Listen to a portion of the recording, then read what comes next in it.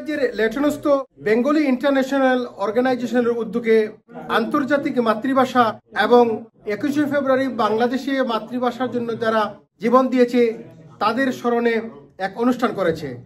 আমরা বাঙালি, বাংলা সংস্কৃতি, বাংলার এই ঐতিহ্যগুলো যা যা আছে বাচ্চাদেরকে অনুপ্রাণিত করে আরো বেশি। So we're here today to pay tribute to the sacrifice made by martyrs in Bangladesh in 1952. Everyone should try to keep this language alive.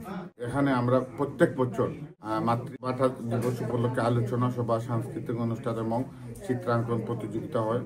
এই অনুষ্ঠানে শিশুদের চিত্রাঙ্কন প্রতিযোগিতা এবং নতুন প্রজন্মদের বাংলাদেশের কৃষ্টি কালচার, সংস্কৃতি এবং ভাষার যে গৌরবোজ্জ্বল ইতিহাস রয়েছে সেই বিষয়টি তারা জানান দিলেন।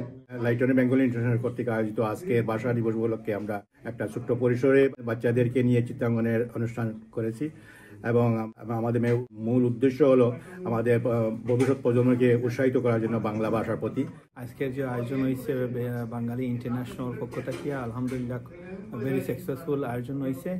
আজকে যে আয়োজনটা ছিল আন্তর্জাতিক মাতৃভাষা দিবস হিসেবে বাংলা ভাষাকে আমাদের নতুন প্রজন্মের মাঝে ছড়িয়ে দেওয়া এবং তাদের মাঝে এই ইতিহাসগুলো জানানোর চেষ্টা। খুবই আনন্দিত আমাদের নেক্সট জেনারেশনকে যে ভাষা দিবসে কি হয়েছে, আমাদের ভাষার জন্য যারা রক্ত দিয়েছেন এটা শেখানোর জন্য। আমাদের মাতৃভাষার ইতিহাস ঐতিহ্য ধরে রাখার লাগে বিদেশের মাঠে যারা আয়োজন করছেন, আমি আমার পক্ষ থেকে তারা ধন্যবাদ জানাই।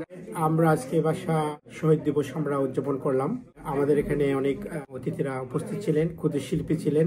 সংগঠনের সভাপতি আব্দুল হালিম চৌধুরীর সভাপতিত্বে এবং শামীমা মিতার পরিচালনায় অনুষ্ঠিত এ সভায় যুক্তরাজ্যে বেঙ্গলি কমিউনিটির বিশিষ্ট ব্যক্তিবর্গরা উপস্থিত ছিলেন।